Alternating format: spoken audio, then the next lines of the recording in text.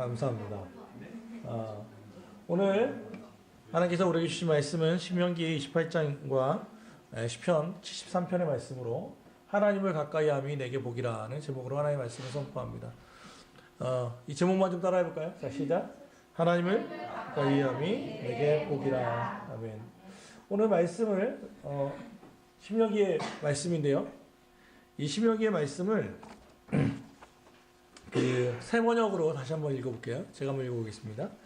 당신들의 하나님의 말씀을 귀담아 듣고 내가 오늘 당신들에게 명한 그 모든 명령을 주의 깊게 지키면 당신들의 하나님이 당신들을 세상의 모든 민족 위에 뛰어나게 하실 것입니다. 당신들이 당신들의 하나님의 말씀에 순종하면 이 모든 복이 당신들에게 찾아와서 당신들을 따를 것입니다. 당신들은 성읍에서도 복을 받고 들에서도 복을 받을 것입니다. 당신들의 태가 복을 받아 자식을 많이 낳고 땅이 복을 받아 열매를 풍성하게 내고 짐승이 복을 받아 번식할 것이니 소도 많아지고 양도 새끼를 많이 낳을 것입니다. 당신들의 곡식 방주리도 반죽 그릇도 복을 받을 것입니다. 당신들은 들어와도 복을 받고 나가도 복을 받을 것입니다. 이 말씀하면 그냥 아멘이 나오죠. 나도 이런 복을 어떻게 받고 싶죠. 우리가 꿈꾸잖아요. 들어와도 복을 받고 나가도 복을 받습니다. 이런 복을 받으면 우리가 얼마나 좋을까. 그런데 오늘 읽었던 또 73편 시편 73편 사실 시간 때문에 좀 잘랐는데요. 1절부터 17절까지를 저희 교회에서 가장 목소리가 아름다우신 분의 낭송으로 한번 들어보시죠. 여기에 있지는 않고요. 73편 1절부터 17절의 내용을 한번 여러분의 성경책을 찾아보시면서 이게 새 번역으로 읽긴 하겠지만 신명기의 말씀을 좀 유지하면서 73편의 말씀을 한번 보시죠. 하나님은 마음이 정직한 사람과 마음이 정결한 사람에게 선을 베푸시는 분이건만 나는 그 확신을 잃고 넘어질 뻔했구나. 그 믿음을 버리고 미끄러질 뻔했구나. 그것은 내가 거만한 자를 시샘하고 악인들이 누리는 평안을 부러워했기 때문이다. 그들은 죽을 때에도 고통이 없으며 몸은 멀쩡하고 눈기까지 흐린다. 사람들이 흔히들 당하는 그런 고통이 그들에게는 없으며 사람들이 의뢰에 당하는 재앙도 그들에게는 아예 가까이 가지 않는다. 오만은 그들의 목걸이요 폭력은 그들의 나들이 옷이다. 그들은 피둥피둥 살이 쪄서 거만하게 눈을 치켜뜨고 다니며 마음에는 헛된 상상이 가득하며 언제나 남을 비웃으며 악의 참나를 쏘아붙이고 거만한 모습으로 하늘을 비방하고 혀로는 땅을 휩쓸고 다닌다. 하나님의 백성마저도 그들에게 홀려서 물을 들이키듯 그들이 하는 말을 그대로 받아들여 덩달아 말한다. 하나님인들 어떻게 알 수 있으랴? 가장 높으신 분이라고 무엇이든 다 알 수가 있으랴 하고 말한다. 그런데 놀랍게도 그들은 모두가 악인인데도 신세가 언제나 편하고 재산은 늘어만 가는구나. 이렇다면 내가 깨끗한 마음으로 살아온 것과 내 손으로 죄를 짓지 않고 깨끗하게 살아온 것이 허사라는 말인가. 하나님, 주님께서는 온종일 나를 괴롭히셨으며 아침마다 나를 벌하셨습니다. 나도 그들처럼 살아야지 하고 말했다면 나는 주님의 자녀들을 배신하는 일을 하였을 것입니다. 내가 이 얽힌 문제를 풀어보려고 깊이 생각해 보았으나 그것은 내가 풀기는 너무나 어려운 문제였습니다. 그러나 마침내 하나님의 성소에 들어가서야 악한 자들의 종말이 어떻게 되리라는 것을 깨닫게 되었습니다. 네, 이 73편은 악인들의 형통에 대한 이야기입니다. 우리가 분명히 시편에 보면 신명기의 말씀은 하나님의 말씀에 순종을 하면 복을 받는다고 말했는데 시편으로 가보니까 근데 우리가 살아보니까 하나님의 말씀으로 살아가는 의인들은 오히려 더 힘든 것 같고 가난한 것 같고 하나님의 말씀 없이 자기의 꾀와 자기의 능력으로 살아가는 사람들이 더 잘 사는 것 같더란 말이에요. 그래서 이 시편을 썼던 이 아삽은 이것 때문에 밤에 잠이 안 왔다는 거죠. 내가 그냥 그렇게 나도 이 사람들처럼 악인처럼 살아야지 라고 하면 그리스도인들을 서로 배신하는 것 같아서 그렇게 살지 못하지만 참 내가 어떻게 살아야 할 건가에 대한 고민들을 하게 되더란 말입니다. 여러분은 어떻게 풀고 가십니까? 정말 하나님의 말씀대로 따르면 복을 받습니까? 아니면 저주를 받습니까? 그럼 다시 한번 봅시다. 자, 한번 여러분의 의견을 묻겠습니다. 하나님의 말씀을 따르면 복을 받습니까? 복을 받는다. 맞아요? 그러면 하나님의 말씀을 따르면 성공합니까?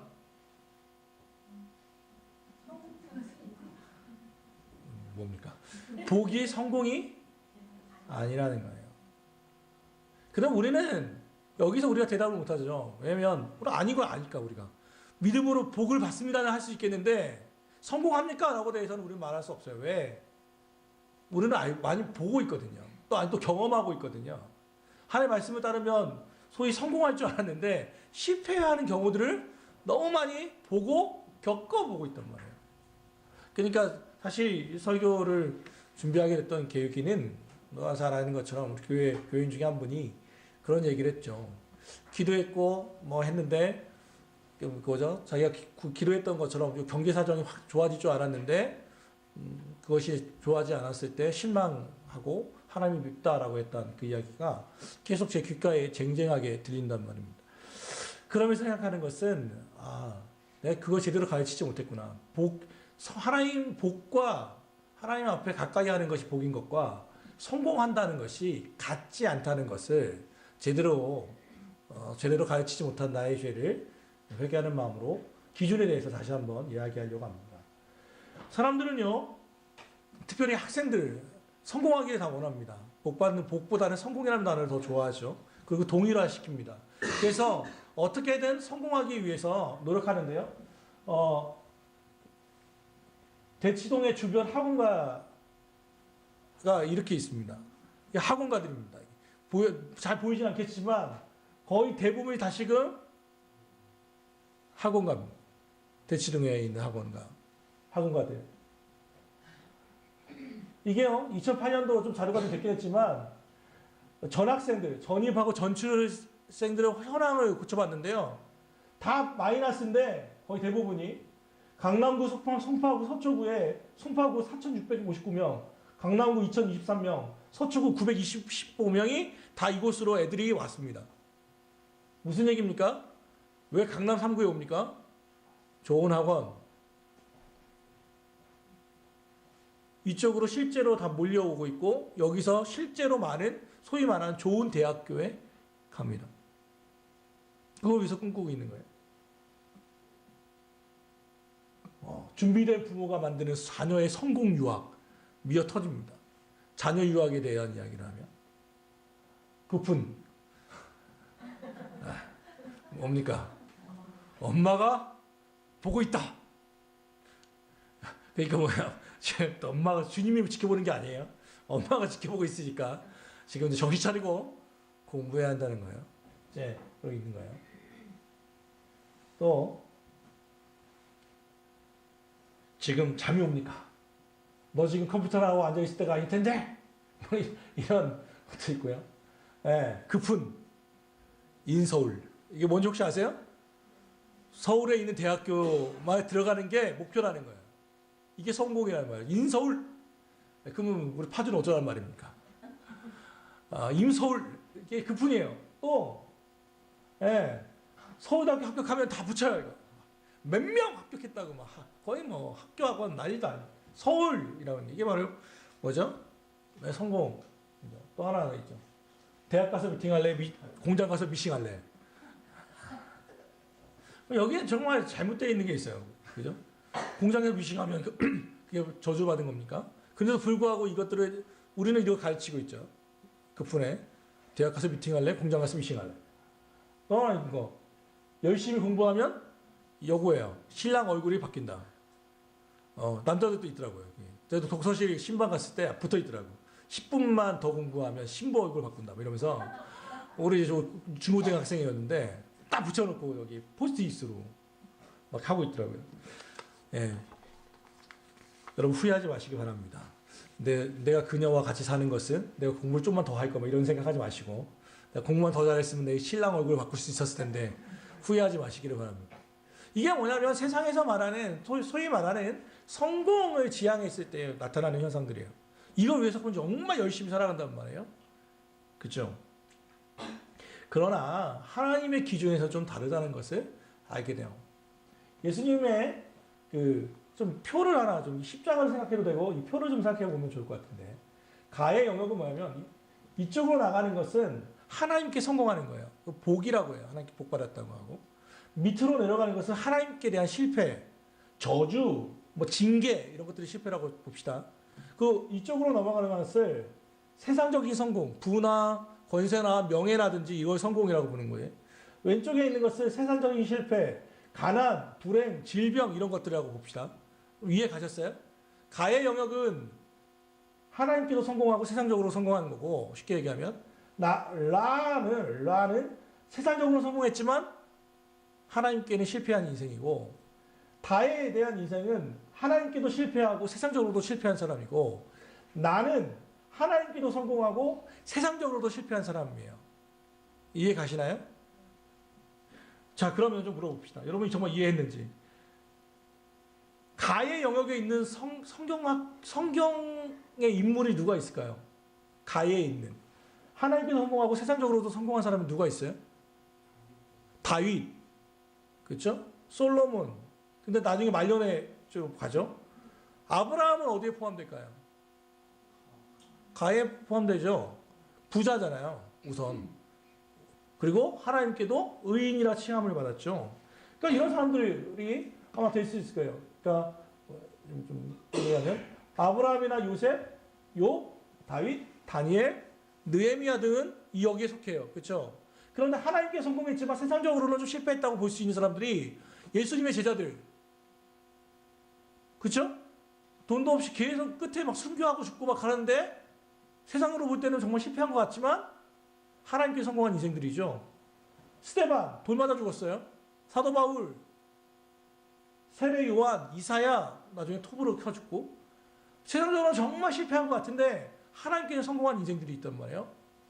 그러면 가의 영역에는 아간과 게하시, 뭐 가룟 유다 같은 사람들이 포함되겠죠. 이해가시나요?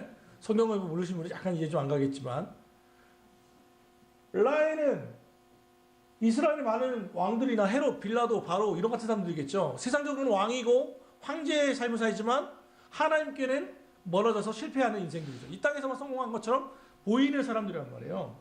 그런데 우리는 어떻게 이것을 가르쳤냐면 그동안 저도 포함해서 이렇게 가르쳤어요. 뭐냐면 나의 인생에서 세상에서 실패도 하고 하나님께서 실패했던 인생들이 하나님께 성공한다면 가의 영역으로 가야 한다. 그러니까 하나님께도 성공하고 세상적으로도 성공하자.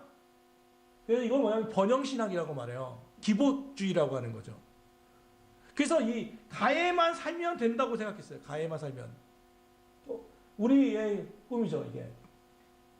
현재 우리의 많은 교회들이 가의 영역만 성공한 것처럼 그러니까 보통 얘기하면 간증하면 뭘 간증하냐면 하나님께 이렇게 순종했더니 하나님이 이렇게 재산을 불리셨어요.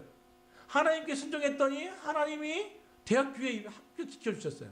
그것도 뭐 하버드 뭐 이런 데 가는 데고 막 그런 것들을 우리는 간증하고 막 그런 거 한다고 하면 사람들이 미어 터지는 거예요. 왜? 가에 가고 싶으니까요. 근데 문제는 가도 하나님의 영역이긴 하지만 극소수예요. 그리고 이게 전부 다는 아니에요. 이것만 가르치면 안 된다는 거죠. 성공의 기준이 잘못되었을 때 나타나는 현상이. 그러니까 마치 내가 나에만 있어도 나는 실패했다라고 이야기하는 겁니다. 사실은요, 우리는요, 나에서 가로 가는 것을 꿈꿔야 돼요. 하나님께 성공하지만, 그죠? 하나님께도 성공하고 가로 가는 거 좋지만 이것만이 옳지는 않다는 거예요. 기준을 분명히 해야 한다는 거죠. 우리의 꿈이에요. 내세제왕적인 성공. 뭐냐면 세상적인 여기서 고난 자체에다 의로움을 막 강조하는 거예요. 고난 받는 것이 진짜 하나님의 복이야. 근데 사실 이것도 아니에요. 세상의 고난 자체가 의로움의 증거는 아니에요.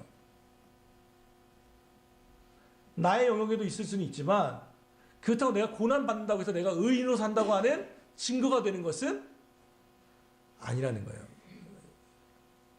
그러면 봅시다. 한 번 더. 성경적인 성공은 뭐냐면 뭐세요? 성경적인 성공은 나에 있지만 하나님께도 실패하고 세상에도 실패했지만 하나님의 말씀을 따르다 보니까 하나님의 아이고 뭐 내가 잘못 눌렀나 본데? 뭐죠? 이거 내가 잘못한 게 아닌데? 뭐가 그래요? 배터리가 나간 거 아니에요? 네? 컴퓨터가 꺼졌다고요? 그럼 여기로 우선 컴퓨터 켜지는 동안 설명할게요. 우리가 추구해야 할 꿈은 뭐냐면 이걸 십자가로 생각해 보세요. 우리가 추구할 것은 하나님께 대한 성공을 꿈꾸는 거예요. 그러다 보면 어떤 사람은 성공할 수 있어요. 세상적으로도 성공할 수 있어요. 그런데 뭐죠? 세상적으로는 실패할 수 있어요. 우리가 꿈꿔야 할 꿈은 아래에서 위로 지향하는 꿈이에요. 하나님께 대한 성공을 꿈꾸다 보면 어떤 누군가는 세상적으로도 성공할 수 있고 어떤 누군가는 세상적으로는 실패할 수 있어요. 그러나 누구나 다 하나님께 성공할 수 있단 말이에요.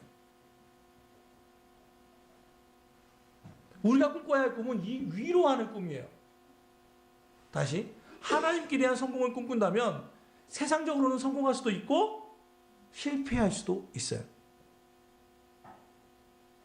저에게 만약 이것을 적용한다면 그렇게 얘기할 수 있죠. 오늘 일부 예배를 하면서 아내와 이런 말씀을 좀 나누었어요. 우리는 어디 영역에 있는 것 같냐? 가에 있냐, 나에 있냐, 다에 있냐, 라에 있냐 했더니 아내는 차마 가에 있다고는 말 못하고 우리는 나에 있는 것 같아요. 그죠? 가난한 개척교회 목사로 있으니까 세상적으로 분명히 성공한 것 같지는 않아요. 세상적으로는. 그렇지만 하나님께는 성공하고 싶어서 몸부림치고 있는 거죠. 그죠? 우리 기준에서는. 하나님을 꿈꾸다 보면, 그러다가 만약에 혹시나 우리 교회가 막 부흥해서 만약에 제가 그 사례가 막 늘어나고 좋은 차를 타고 막 이렇게 된다면 나는 나에서 가로 갈 수도 있겠죠. 그렇지만 이걸 꿈꾼다면 이걸 꿈꾸는 게 아니라 내 지향점이 세상으로서의 이쪽만을 꿈꾼다면 반드시 세상의 꿈을 꾸다가 올라가는 경우는 거의 없어요. 세상의 꿈을 꾸다 보면 반드시 밑으로 떨어지게 돼 있어요. 반드시 하나님께로부터는 저주를 받게 됩니다. 세상적 성공을 꿈꿔보다면 그것을 추구하다 보면 하나님과는 계속해서 멀어지는 관계가 될 것이라는 것은 하나님의 말씀이에요.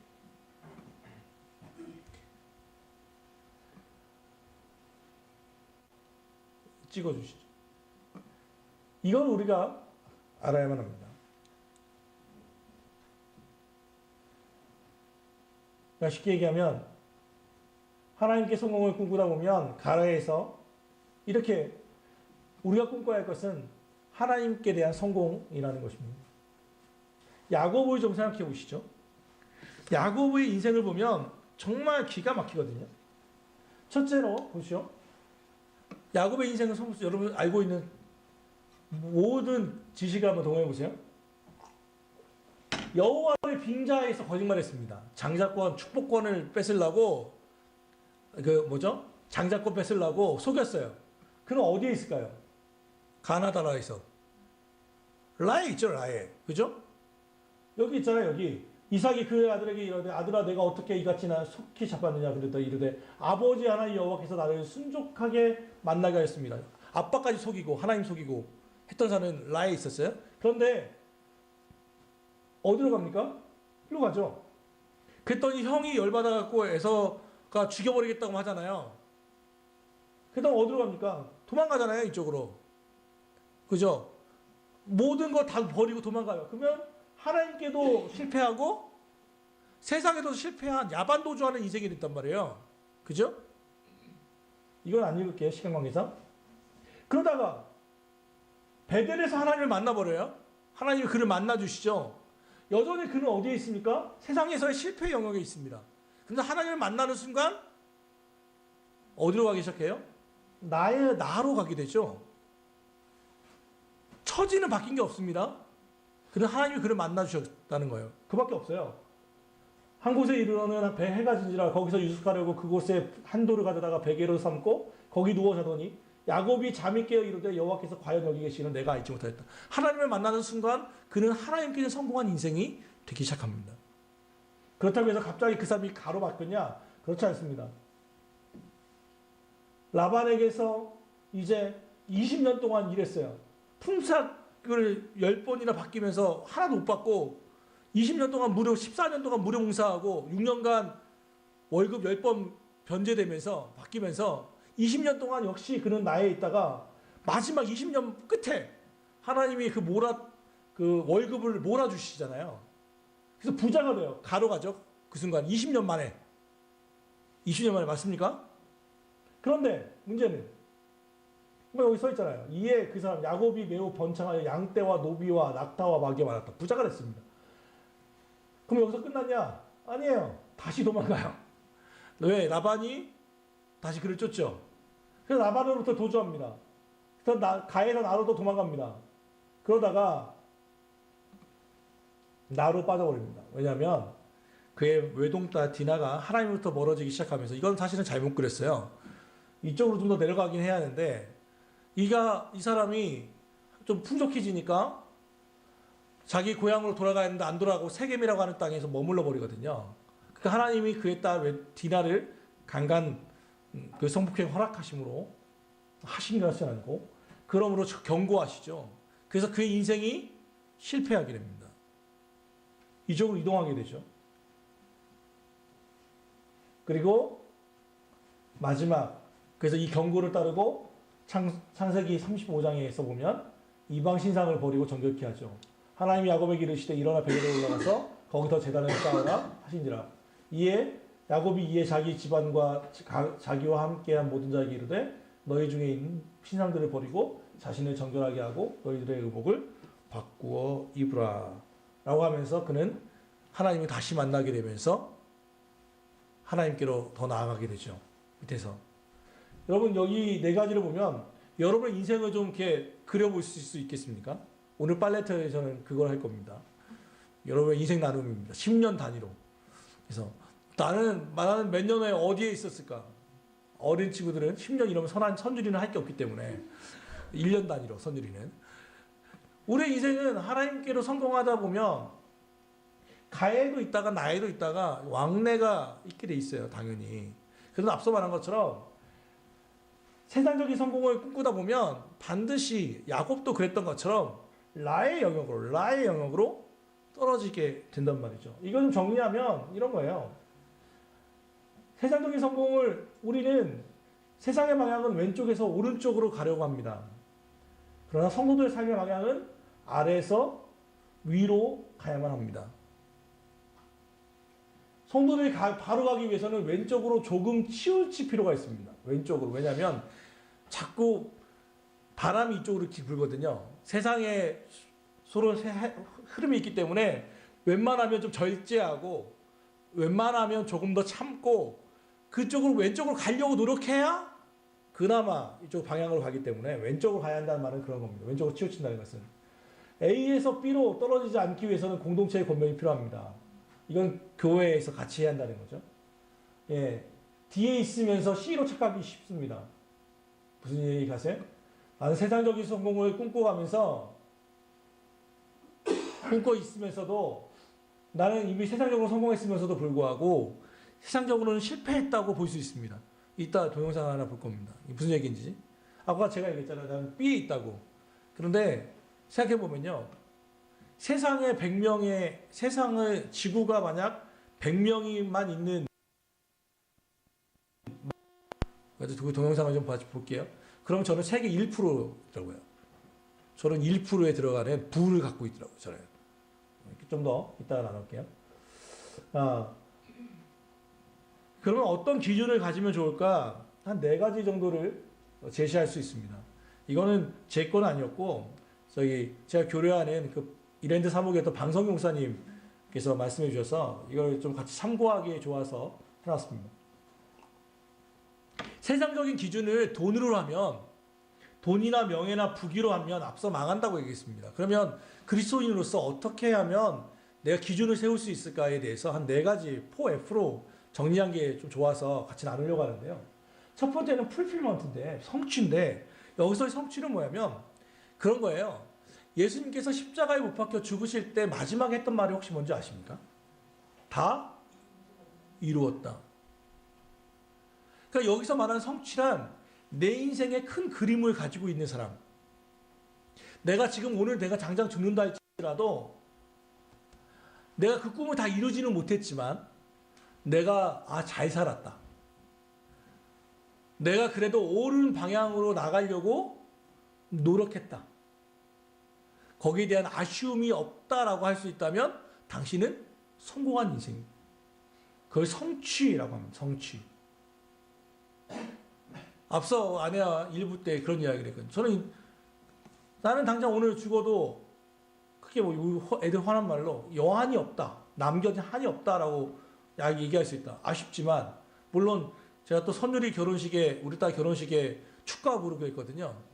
내가 죽어도 못 보내 이거 부르기로 했는데 우리 딸 결혼식에서 그걸 못 부르는 것은 아쉬울지 모르지만 만약 하나님이 오늘 나를 부르신다면 그거에 대한 못 부르는 것은 아쉽지만 나의 방향성, 내가 꿈꾸고 있는 것이 옳은가. 비록 생각하고 있때는 조그만 교회를 담임하고 있지만 어떻게든 조금 더 건강한 교회를 들어가고 싶고 어떻게든 성도들이 행복한 삶을 살았으면 좋겠고 이런 거에 대해서는 성령께서 그리고 내 양심이 증거한다라고 하는 거에 대해서는 크게 부족함이 없습니다. 그러니까 그 진정성에 대해서는 그렇게 살고 있느냐에 대해서는 말할 수 있는 그 두 번째 문제, 성실의 문제이지만 내가 내 삶이 그 방향을 향해서 가고 있느냐에 대해서는 이야기할 수 있다는 것입니다. 그럼 여러분께 묻습니다. 여러분은 인생은 성취하고 있는 인생이십니까? 내가 당장 하나님이 나를 오늘 부르신다면 무엇이 제일 아쉬우실 것 같습니까? 그것을 예수님처럼 다 이루었다라고 말할 수 있는 방향성의 그 길에 서 계십니까? 이것이 만약 성공의 기준이라면 여러분은 성공한 인생이십니까? 실패한 인생입니까?를 물어볼 수 있죠. 두 번째로 물어볼 수 있는 것은 또 하나에는 성실입니다. 성실이라는 건 뭐냐면 뭐 다 아는 것처럼 신실하게 잘 참아가고 있느냐, 잘 얘기하고 있느냐. 요셉은 아시는 것처럼 요셉이 총리가 됐다는 것만 우리가 이야기하지만 그 전에 했던 게 뭡니까? 우리는 자꾸 큰 꿈을 얘기하다 보면 사소해 보이는 조그만 일을 자꾸 무시해 버릴 때가 있거든요. 요셉은 총리의 꿈을 꾼 게 아니라 형들이 팔아서 노예의 삶을 살죠. 노예의 삶을 삽니다. 그런데 어떻게 했어요? 성실했습니다. 그랬더니 거기서 좀 성공하죠. 가정 총무가 됐습니다. 그런데 또 하나님의 말씀에 순종하여서 여인을 멀리하고 주의 말씀을 지켰더니 어디로 갔어요? 감옥으로 들어갔습니다. 감옥에서도 그는 성실하였습니다. 그랬더니 다시 또 인정을 받죠. 그러면서 보니까 두 사람의 관원이 얼굴이 색이 안 좋아서 물어봤더니 꿈의 문제라서 꿈을 해석해 줬어요. 그랬더니 꿈대로 됐더니 와 신기하다. 내가 너 기억해 줄게 해놓고서는 나가더니 2년 동안 잊어버렸어요. 나쁜 놈. 그런데도 여전히 성실했어요. 그래서 그가 나중에 33살이 되었을 때 총리가 되었을 때 그가 했던 문제가 뭡니까? 농업에 관련된 문제입니다. 그 농업의 문제를 어떻게 그가 해결합니까? 이 13년 동안의 경험들로 해결하죠. 노예로 살았던 경험, 가정총무로 살았던 경험. 그래서 7년 풍년 때 어떻게 곡식을 정리해야 하는지를 그때 배워놓잖아요. 그러니까 그때 성실했기 때문에 나중에 하나님이 그 성실대로 역사하셨단 말이죠. 그러면 우리는 많이 얘기해요. 너 왜 이렇게 공부 안 하니? 제 적성하고 안 맞아요. 그럼 묻습니다. 요셉은 노예가 체질이었을까요? 적성에 딱 맞습니까? 제가 원해서 들어온 대학이 아닙니다. 다시 한번 또 묻습니다. 요셉은 원해서 애굽의 노예로 팔렸습니까? 지원합니다. 저 노예로 가서 배우겠습니다. 절대로 그렇지 않습니다. 나의 적성과 맞지 않다고 해서 또는 내가 원하지 않았다고 해서 내가 불성실할 권리는 없습니다. 내 변명은 될 수 있겠지만 핑계는 될 수 있겠지만 그것이 나의 불성실을 정당화시킬 수는 없다는 것을 알아야만 합니다. 무서운 말이지만. 그러므로 성실해야만 합니다. 어디에서든. 내가 언제 어디서든 우리는 성실해야만 합니다. 그게 그리스도인의 삶입니다.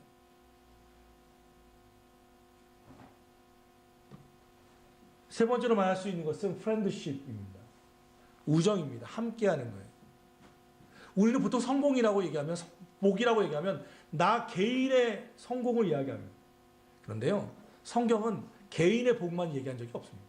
대부분은 공동체, 너 이스라엘입니다. 여기서 말할 때 우리 신명기 28장을 불었을 때 너는 개인이 아니고 사실은 공동체, 이스라엘이라고 하는 국가였습니다.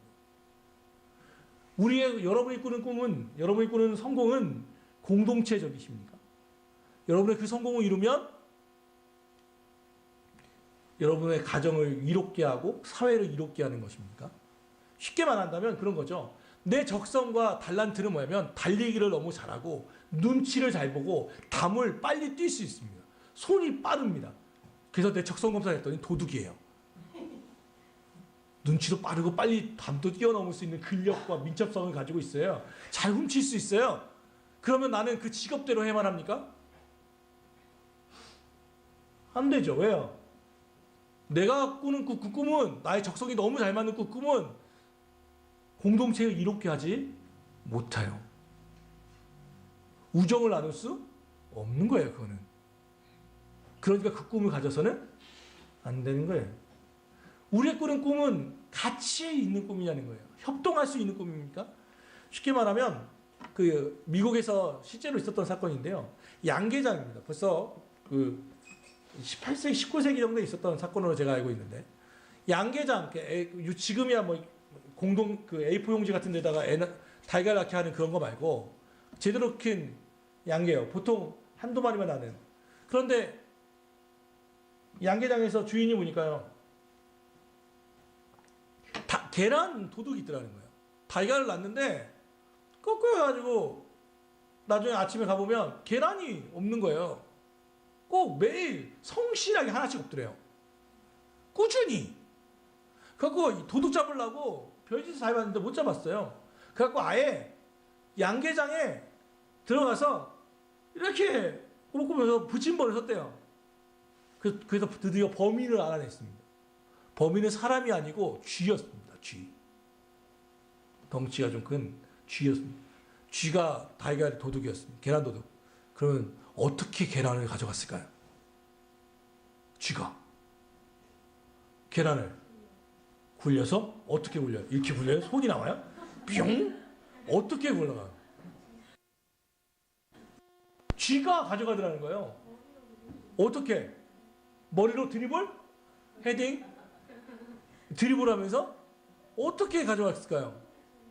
에? 그 자리에서 먹어요?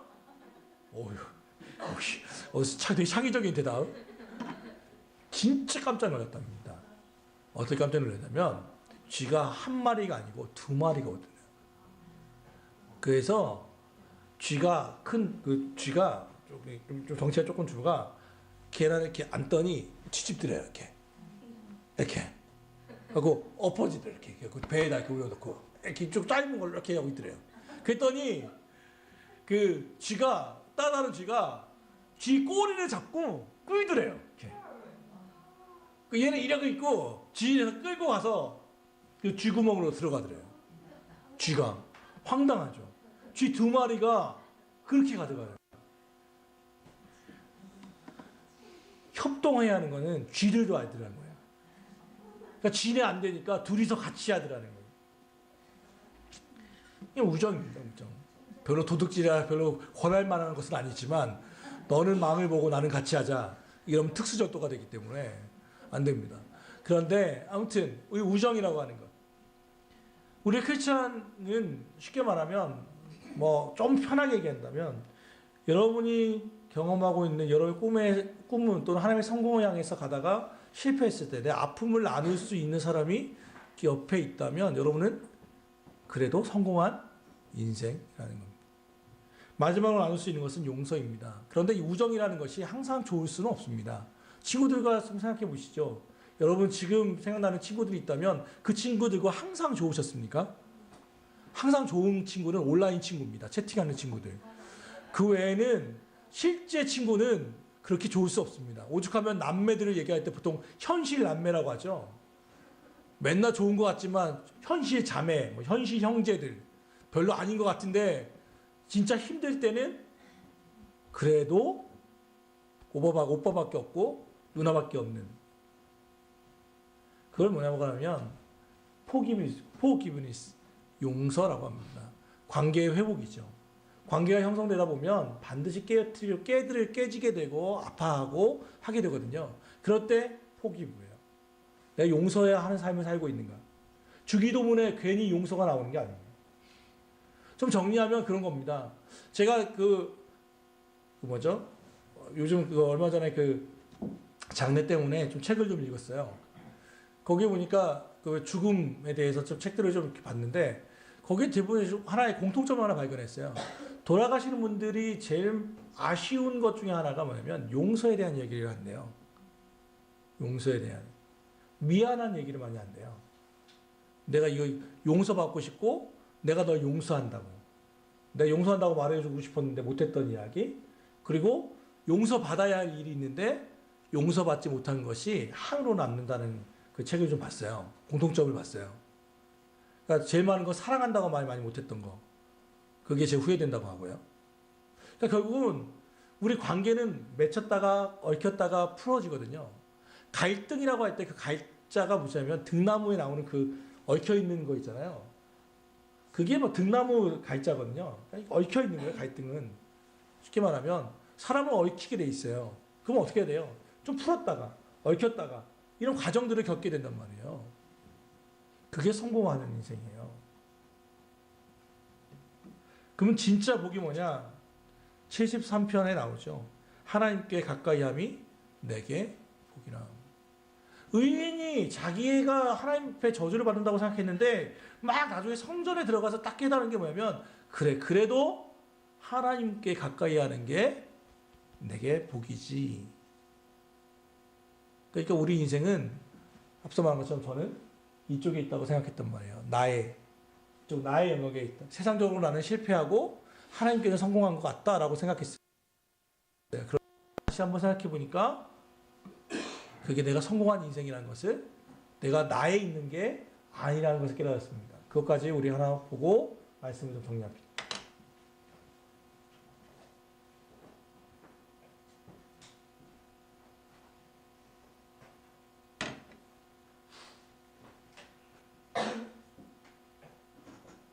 컴퓨터에서 소리가 다시 다운된 것 같아요.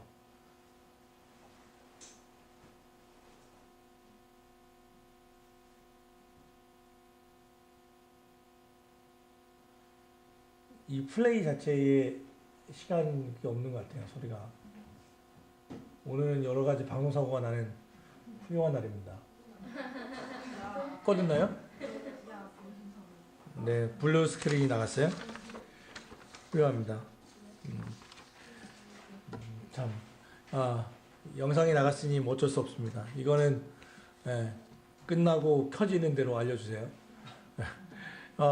세상이 지구가 우리가 63억의 인구인데 이것을 10명으로 나누었을 때에 대한 이야기들을 좀 나누었었거든요.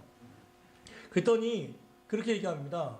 세상이 만약 63억이 우리가 100명의 마을이라면 48명이 남자고 52명이 뭐 여자입니다. 이렇게 나누는데 그 중에 보니까 대학교를 가고 자가용이 있고 글을 읽을 수 있고 그 다음에 폭력이나 어떤 이런 거에 노출되어 있지 않고 내 신념과 양심에 대해서 말할 수 있다면 저는 1%더라고요. 자가용이 있고 이슬이나 이걸 맞지 않고 살 수 있고 하면 나는 항상 여기 나에 있다고 생각했는데 그 기준을 좀 바꿔보니까 내가 여기에 있지 않고 가에 있는 인생이더라고요. 이미 우리가 기준을 자꾸 딴 사람하고 하니까 그러더라는 거죠. 여러분 비교하잖아요. 남하고 비교할 때 비교하면 어떻게 되는지 아십니까? 비참하거나 교만해집니다. 그게 비교예요. 남하고 자꾸 비교하면 내가 스스로 비참해지거나 교만해지거나. 그래서 비교하면 안 돼요. 그래. 혹시 되셨나요? 선아님, 소리를 오늘따라 정말 여러 가지로 방송사고 나고 아주 좋습니다. 근데 컴퓨터가 안 돼요? 안 돼요?